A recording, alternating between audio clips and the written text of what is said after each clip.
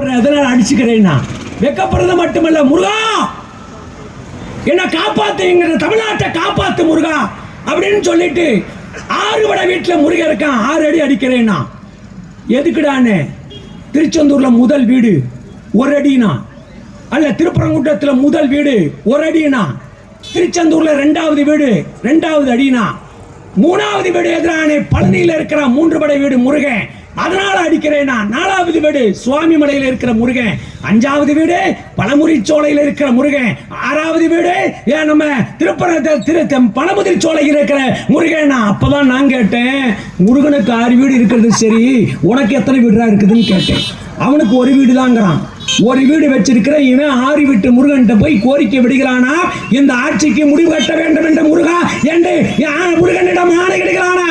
ஏண்டா அண்ணாமலை, ஆட்டுப்புழைக்க அண்ணாமலை, முருகன் யார் பக்கம் தான் இருப்பான்?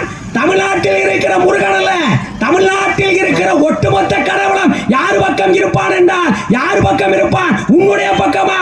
இல்லை, தமிழ்நாட்டில் இருக்கிற கோயில்களிலே 2000 கோயிலுக்கு குடமுழுக்கு விழா நடத்திய எங்கள் தளபதி ஸ்டாலின் பக்கம் தான் முருகனே இருப்பான்.